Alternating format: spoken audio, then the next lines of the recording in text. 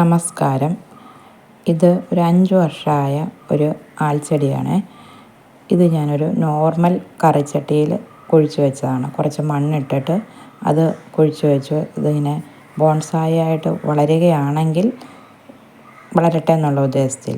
ഇത് കണ്ടോ, ഇത് ഇവിടെയാണ് ഞാൻ ആദ്യം വെച്ചിരുന്നത്. കിണറിൻ്റെ സൈഡിൽ ഒരു നോർമൽ കറിച്ചട്ടി പൊട്ടി അതിനകത്തോട്ട് കുറച്ച് മണ്ണിട്ട് ഇതിങ്ങനെ കുഴിച്ച് വെച്ചു. ഇതിൻ്റെ മുകളിൽ ഇപ്പം ഞാൻ ഇച്ചിരി പെയിൻ്റ് അടിച്ചതാണ്. സിറ്റ് ഔട്ടിലോട്ട് വേറൊരു ചട്ടിയിൽ ഇറക്കി വെക്കാം എന്നുള്ള ഉദ്ദേശത്തിൽ. ഇത് കണ്ടോ, പെരത്തറയുടെ ഈ സൈഡിൽ ഇതിങ്ങനെ സ്ഥിരമായിട്ട് വളർന്നു വരും. പറിച്ച് കളയുമ്പം പിന്നെയും കിളുക്കും. അങ്ങനെ 3-4 പ്രാവശ്യം ആയപ്പം വളരുന്നെങ്കിൽ വളരട്ടെ എന്നുള്ള ഉദ്ദേശത്തിൽ ഇങ്ങനെ ചട്ടിയിൽ കുഴിച്ച് വെച്ചതാണ്. വേറെ കാര്യമായിട്ടൊന്നും ചെയ്യത്തില്ലായിരുന്നു. ഒരു 1-1.5 വർഷമൊക്കെ ആകുമ്പോൾ അടിയിലോട്ട് ഭയങ്കരമായിട്ട് വേരിറങ്ങുമ്പോൾ ഞാൻ ചട്ടിയോടെ ഇങ്ങനെ അങ്ങോട്ട് പൊക്കിയിട്ട് അവിടെയോട്ട് തന്നെ വെക്കും. എന്നിട്ട് ഇതിൻ്റെ ഈ മേളിൽ നിന്ന് ഉള്ള തണ്ടുകൾ മൊത്തം അങ്ങ് വെട്ടിക്കളഞ്ഞ്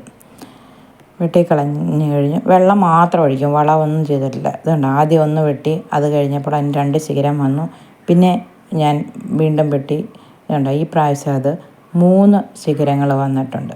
കണ്ടോ, മൊത്തം മുട്ടയടിക്കുന്ന പോലെ മൊത്തം വെട്ടിക്കളയും. കണ്ടോ, ഈ പ്രാവശ്യം ഞാൻ അതിൻ്റെ മൊത്തം തണ്ടും വെട്ടി. താഴേന്ന് കുറേ വേരുകളുണ്ടായിരുന്നേ. ആ വേരുകളെല്ലാം, കുഞ്ഞു കുഞ്ഞു വേരുകളെല്ലാം കണ്ടിച്ച് കളഞ്ഞിട്ട് ഇപ്പോൾ ഒരു 1-1.5 മാസമായിട്ട് വളർന്നു വരുന്നതാണ് ഈ തണ്ടുകളെ. മൊത്തം വെട്ടിക്കളഞ്ഞ് താഴത്തെ വേരും കരിഞ്ഞു പോവോ ഇല്ലയോ എന്നറിയാനായിട്ട്. ഇനിയിപ്പോഴത്തേ ഇങ്ങനെ ഒരു ചട്ടിയിലേക്ക് ഇറക്കിയിട്ട് ഇത് ഞാൻ സിറ്റ് ഔട്ടിൽ കൊണ്ട് വയ്ക്കാനാണ് ഉദ്ദേശിക്കുന്നത്.